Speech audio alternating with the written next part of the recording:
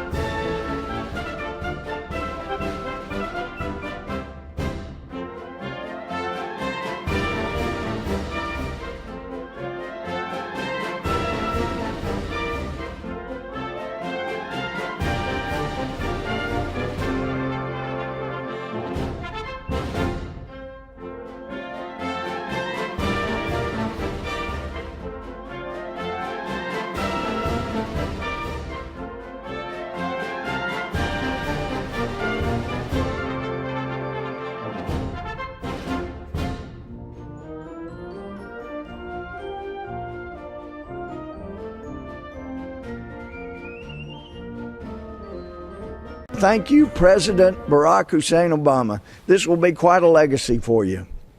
And I'm not one of those who says he's not a Christian. All I know is that's between him and God. But what I do know is he has helped jumpstart a new Ottoman Empire and left our friend and ally Israel so vulnerable in this sea of radicalism that he has helped bring to the surface. I mean, you look across Tunisia, and Libya, and Egypt, and Iraq, and Iran, and Syria, Lebanon. You look at these countries, you look and you go, oh my gosh, this is the makings. This is the beginnings, a massive beginning of a new Ottoman Empire that President Obama can take great credit. Since I do believe the Bible, and my friend Joel Rosenberg points out in Joel that those nations that divide Israel are going to be judged, and it isn't going to be pretty.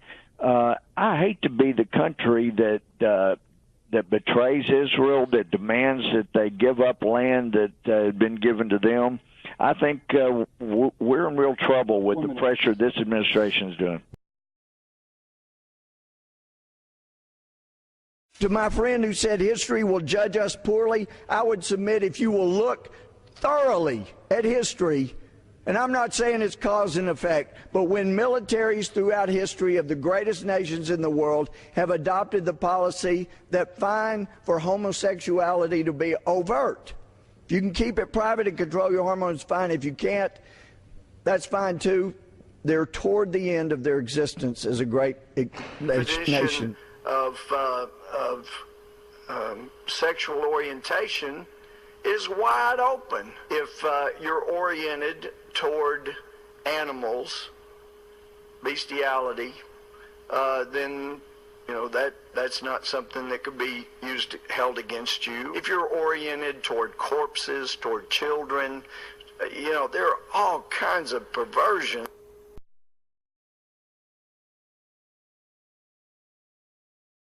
Chair, thanks, gentlemen. For purpose, the gentleman from Texas seek recognition.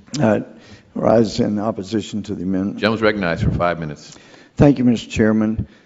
There's nobody in this chamber that is more appreciative than I am for the gentleman from Tennessee and my friend from Michigan standing up for the rights of race, religion, national origin of the Delta smelt, the snail darter, various lizards, the lesser prairie chicken, the greater sage grouse, and so many other insects who would want someone standing for their religion, their race, their national origin. And I think that's wonderful.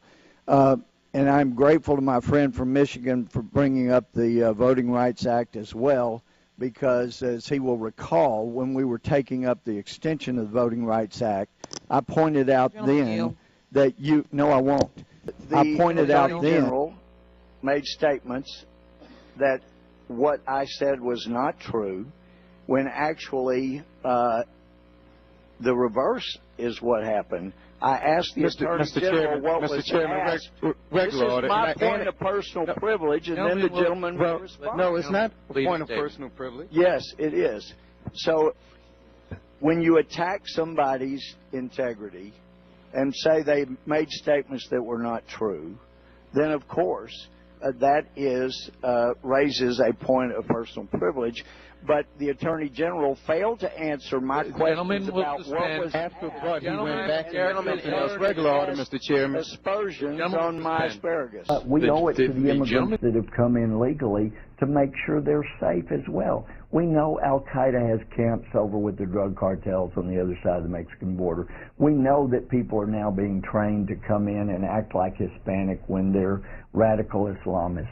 We know these things are happening, and it's just insane not to protect ourselves and make sure that people come in, and as most people do, they want... And hearing the heroic stories of the principal lunging, trying to protect Chris, I wish to God she had had an M4 in her office locked up, so when she heard gunfire, she pulls it out, and she didn't have to lunge heroically with nothing in her hands, but she takes him out, takes his head off before he can kill those precious kids. I understand the right to bear arms, and the Supreme Court has made it clear that the founders meant what they said when they put the right to bear arms in the Constitution. But let me ask you the question Dick Durbin asked. Why do people need these semi-automatic weapons? I was reading about the Glock he had and the Sig Sauer he had. 5 bullets a second. There's the Bushmaster. I mean, these were created for law enforcement. These were created for the military. Why does the average person... I can understand a hunting rifle, I can understand a handgun. Why do they need these weapons of mass destruction? Well, for the reason that George Washington said, a free people should be an armed people. It ensures against the tyranny of the government. If they know that the biggest army is the American people, then you don't have the tyranny that came from King George. That's why it was put in there. That's why once you start drawing the line, where do you stop? And that's why it is important to not just look emotionally. Our reaction, Chris, is to immediately say, let's get rid of all guns. But that's why you do it as a judge. You react emotionally, but you use your head and you look at the facts. And the facts are that every time guns have been allowed, concealed carries have been allowed, the crime rate has gone down. Washington, D.C. around us ought to be the safest place in America, and it's not. Chicago ought to be safe. It's not, because their gun laws don't work. Congressman, thank you. Thanks for coming in today. We'll see where this debate goes from here. Thanks so much. But I want to take you back to when this was the House of Representatives. There were desks in here for each representative. But on Sundays, this became the largest non-denominational Christian church in Washington, D.C. Talked about how President Thomas Jefferson, we're talking about the guy who coined the phrase separation of church and state, who said there should be a wall of separation between church and state. But it was to be a one-way wall where the state would not dictate to the church, but the church would certainly play a role in the state. According to what I have here, Berman's extreme words were accompanied by other comments from conservative figures, including Representative Louie Gohmert. Boo, boo, boo, boo. Now he's big time. At the height of the healthcare craziness last month, this is the guy that said demons had invaded Washington.